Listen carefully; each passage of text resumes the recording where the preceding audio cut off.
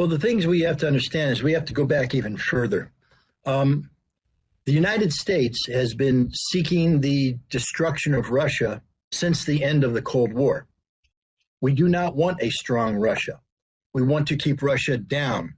That's why the United States reneged on its promise not to expand NATO. Welcome to today's episode.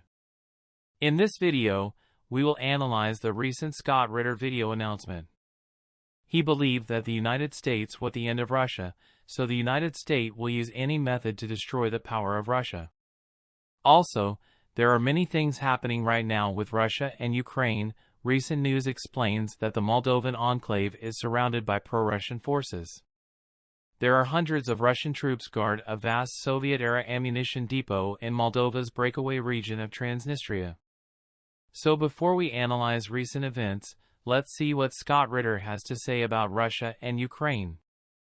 Well, the things we have to understand is we have to go back even further. The United States has been seeking the destruction of Russia since the end of the Cold War.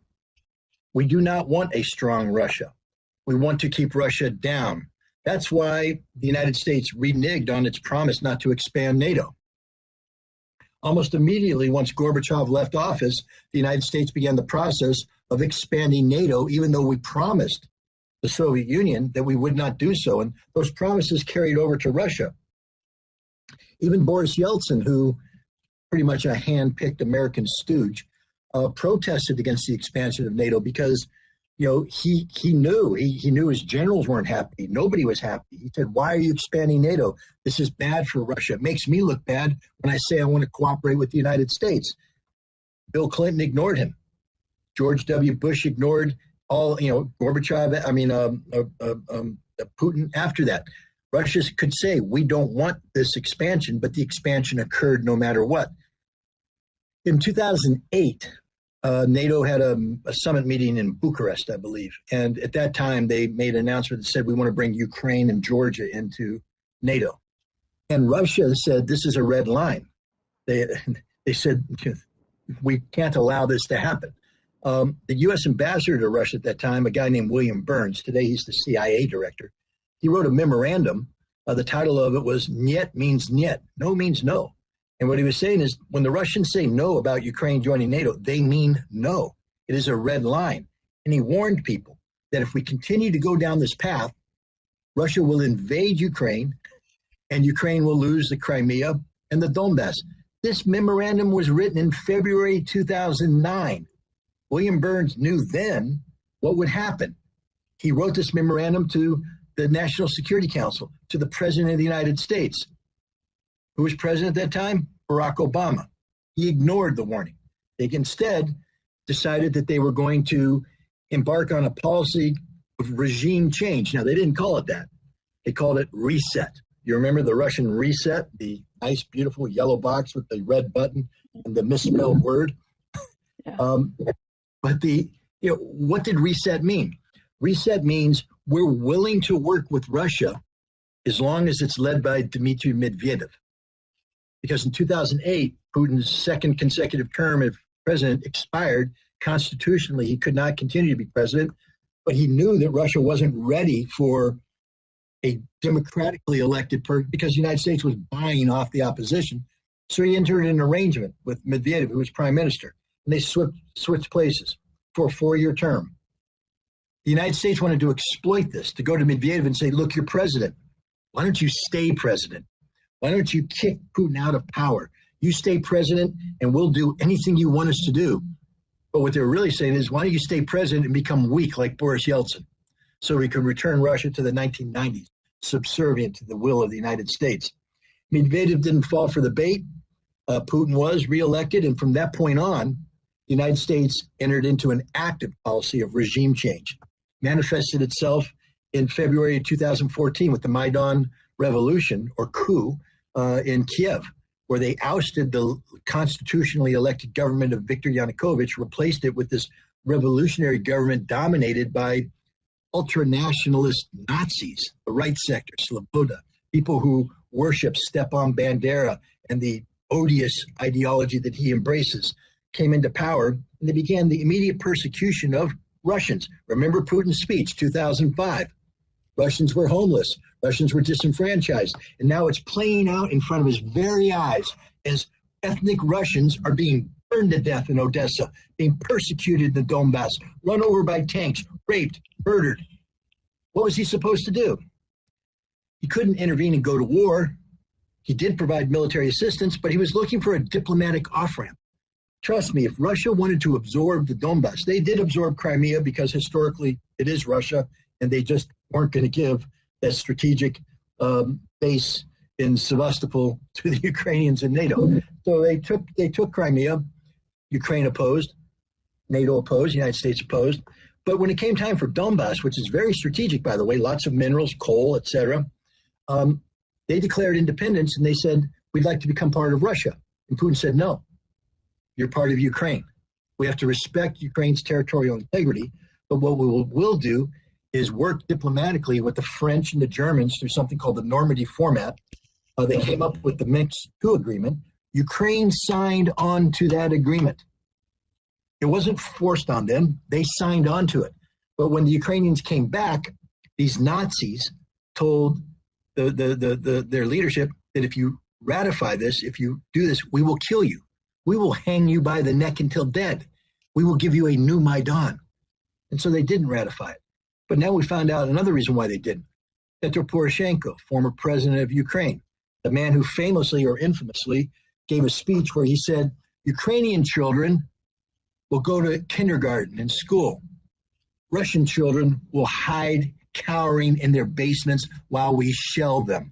And for 8 years, Ukrainians did shell the Donbass.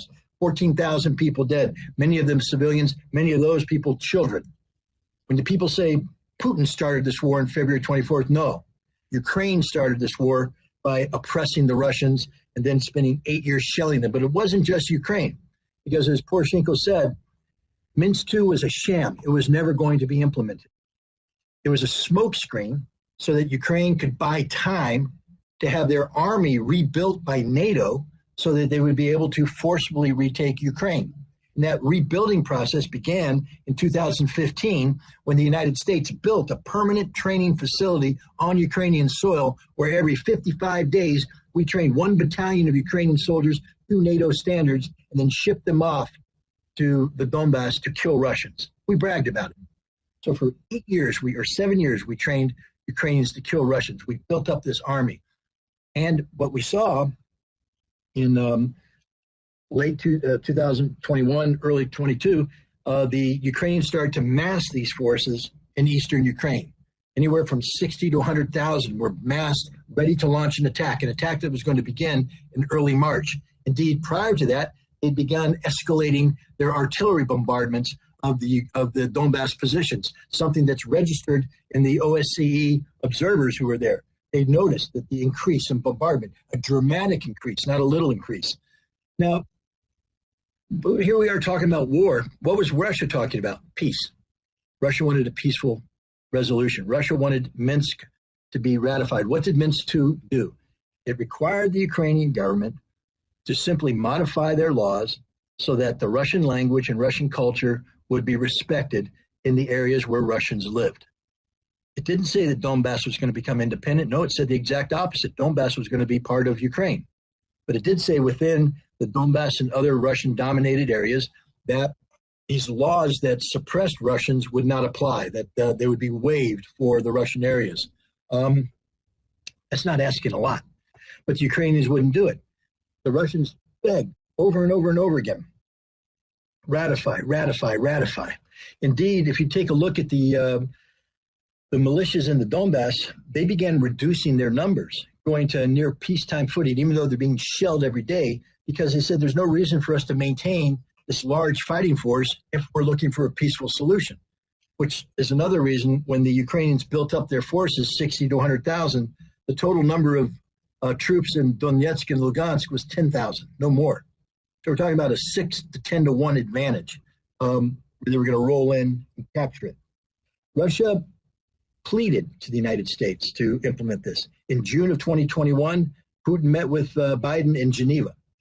And one of the things they talked about was the need to implement, and Biden promised that he would get on it, told the Secretary of State, Tony Blinken, get this thing moving. But they didn't mean it because Lincoln didn't do anything. In November, the Russians met with the French and the Germans and asked them straight up, are you going to implement Minsk? And they said no.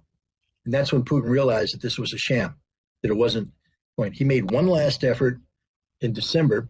On December 17th, they promulgated 2 draft treaties, one to NATO, one to the United States, which talked about a new European security framework, et cetera, and the resolution of the Ukraine crisis through permanent neutrality and the implementation of Minsk II.